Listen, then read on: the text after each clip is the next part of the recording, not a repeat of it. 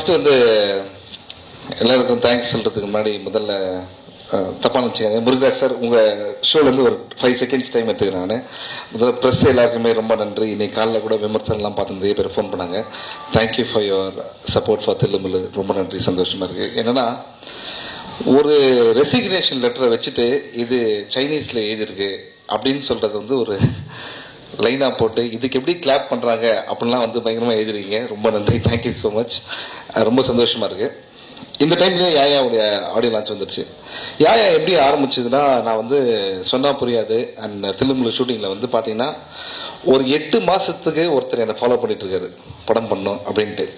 So காலையில shooting போயிட்டு வெளில வந்து அப்படி நிப்பாரு. ஐயோ, இன்னைக்கு இவர் கூப்பிடவே இல்லையே, இவர் எதனா நம்ம தப்பா நினைச்சுப்பாரு அப்படின்ட்டு. ராஜ்சேகர் சார் அந்த அளவுக்கு என்னை ஃபாலோ பண்ணி நான் அவர்கிட்ட 2 பேர்கிட்ட அனுப்பிச்சேன். அது சரியா ஒர்க் ஆகல. ஸோ அதுல இருந்து என்ன தெரியுதுன்னா, நமக்கு நம்மளை விட்டு எதுனா போச்சுன்னா அதோட பெருசா ஒன்று வரப்போகுதுன்னு அர்த்தம். அதுதான் இந்த படத்துடைய ப்ரொடியூசர் முருகராஜ் சார். அவருக்காக இந்த படத்தை ஒத்துக்கிட்டு நான் சந்தானம் வந்து ஆடியோ லான்ச் அந்த ஸ்டில் போட்டோ ஷூட்ல மீட் பண்ணோம். அப்போ சந்தானம் நானும் பேசின ஒரு முதல் வார்த்தை என்னன்னா, இந்த படம் முருகராஜ் அண்ணனுக்காக பண்றோம், இந்த படம் வெற்றி அடையணும் அப்படின்னாரு. ஏன்னா எவ்வளவு கஷ்டப்பட்டு அவர் வாழ்க்கையில வந்து இனி இந்த படம் பண்றாரு அப்படின்றது வந்து இங்க இருக்க எல்லாருக்குமே தெரியும், சாதாரண ஒரு விஷயம் இல்லை. அண்ட் ராஜ்சேகர் சார் இந்த படத்தோட டப்பிங் போனாலும் சரி, இந்த படத்தை பத்தி நம்ம ஜென்ரலா பேசினாலும் சரி, இட்ஸ் a பிக் ஃபேமிலி. எனக்கு தெரிஞ்சு இதான் ஃபர்ஸ்ட் டைம் நான் ஒரு ஆடியோ லான்ச் வரும்போது ஆர்ட் டைரக்டர் டீம் என்ன வந்து வெல்கம் பண்றாங்க. அவங்களுக்கு வந்து எந்த ஒரு அவசியமும் கிடையாது. ஸோ டப்பிங் போனீங்கன்னா வச்சுக்கலாம், கேமராமேன் டீம் வெயிட் பண்ணுவாங்க.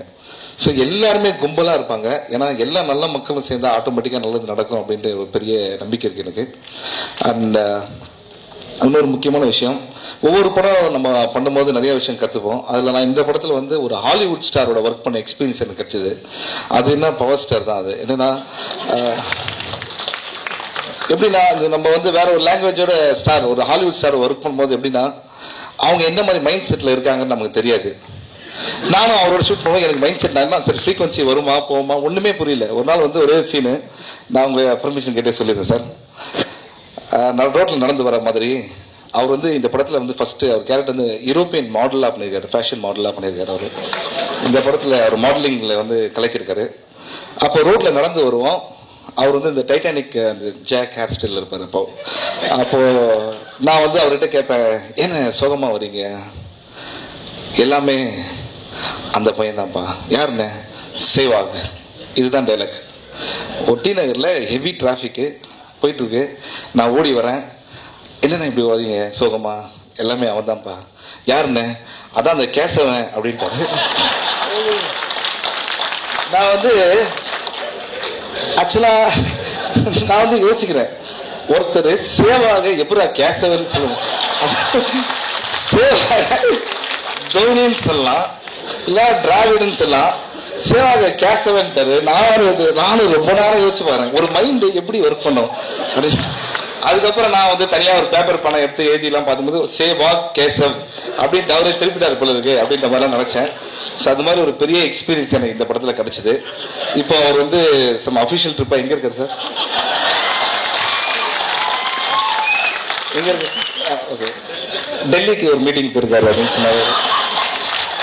ஹலோ, அவர் வந்து அப்புறம் கோச்சிக்கு போறாரு, ஒன்றும் பிரச்சனை இல்லை, இருந்தாலும் சொல்றேன். அண்ட் இது மாதிரி புது புது விஷயங்களை நாங்கள் இந்த படத்துல கத்திருக்கோம் அப்படின்றதுக்காக சொல்லியிருக்கேன். அண்ட் இன்னொரு பெரிய விஷயம் என்னன்னு பாத்தீங்கன்னா, அவரோட நடிக்க நிறைய வாய்ப்புகள் வந்து எனக்கு தான் கிடைச்சது. இது வரைக்கும் என்னை வந்து இன்னைக்கு சொல்லவே கூடாதுன்னு நினைச்சேன், பட் இருந்தாலும் நீங்க சந்தோஷம் ஆகணுன்றதுக்காக சொல்றேன். என் லைஃப்ல நான் சோகமா இருந்ததே கிடையாது.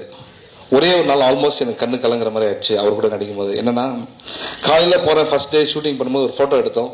போட்டோ எடுத்த உடனே என்ன பண்ண, 2 பேர் அப்படியே பிரதர்ஸ் மாதிரி இருக்கும் அப்படின்ட்டாரு. அப்படியே நான் மியூட் ஆயிட்டேன். அதாவது எனக்கு வந்து ஒரு 1 ஹவருக்கு எங்க இருக்கோம், என்ன நடக்குது, என்ன படம் அப்படின்றது ஒண்ணுமே புரியல எனக்கு. அவர் சொல்லிட்டாரு, அதை நீங்க சீரியஸா எடுத்துக்காதீங்க, நான் மெட்ராஸ்ல இருக்கணும்னு ஆசைப்படுறேன், டெல்லிக்கு போறேன். I'm very happy. அண்ட் இன்னும் நிறைய இருக்கு, டப்பிங் எல்லாம் முடிஞ்சிருச்சு, அது ஒரு சந்தோஷம். பாதி விஷயம் எங்களுக்கு மட்டும்தான் தெரியும் இல்லை.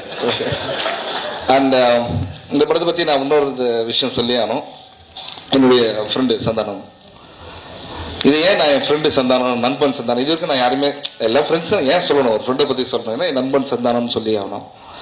ஐ think I can talk now. என்னன்னா, தில்லுமுல்லுக்கு வந்து ஒரு நாள் சந்தானம் தேவை அப்படின்னும் போது நம்ம பத்ரி சார் போய் அவர் மீட் பண்ணியிருக்காரு.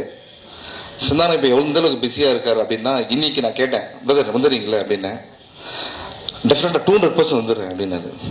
ஆனால் ஒரு 3 ஷூட்டிங் இருக்கு, 3 ஷூட்டிங் இல்லை. காலைல இந்த படம், அதுக்கப்புறம் ஒரு 2 hours இந்த படம், அதுக்கப்புறம் அந்த படம் அப்படின்னாரு. இது ஒன்றும் வேற வேற ஏரியாவில் இருக்கும். சந்தானம் வந்து நாங்கள் திருமுல் கேட்டதுக்கு சொன்னது வரையும், அண்ணே டெஃபினட்டாக பண்ணுறேண்ணே, நீங்கள் என்ன மாதிரி சிவா என் ஃப்ரெண்டு, இந்த படத்துக்கு எனக்கு பேமெண்ட் வேண்டாம், நீங்கள் ஒரு பொக்கே கொடுத்தா கூட போதும் அப்படின்னு சொன்னார். எந்த ஃப்ரெண்டு அதை சொல்லுவான்? அதுதான் சந்தானம். இருந்தாலும் நம்ம ப்ரொடியூசர்லாம் அவருக்கு தேவையான வேலைகள்லாம் செஞ்சாங்க. இருந்தாலும் அந்த வார்த்தைகள் வந்து இன்னைக்கு அவர் லெவலில் இருந்து பேசணும் எந்த ஒரு அவசியமும் கிடையாது. And it's a very nice human being. இந்த படம் நல்லவங்களா கும்பலா சேர்ந்து பண்ண ஒரு படம். டெஃபினட்டா ஜெயிக்குன்றதுல எனக்கு ஒரு பெரிய நம்பிக்கை இருக்கு. Need your wishes and prayers and special thanks to Ramarao sir. Office வரும்போது தான் அவரோட மீட் பண்ணது தெரிஞ்சது எனக்கு. அவர் வந்து ஒரு எக்ஸ்ட்ரானரி கிரியேட்டர். அவரோட ஸ்டோரிலாம் கூட நான் கேட்டேன். அதெல்லாம் வந்து ரொம்ப ஃபார்வர்ட் திங்கிங்ல இருந்தது சார் அந்த டைம்லேயே. ஸோ ரொம்ப சந்தோஷம் உங்களை மீட் பண்ணது இந்த படம் மூலயமா. So once again pray for all of us and pray for power star also. Thank you.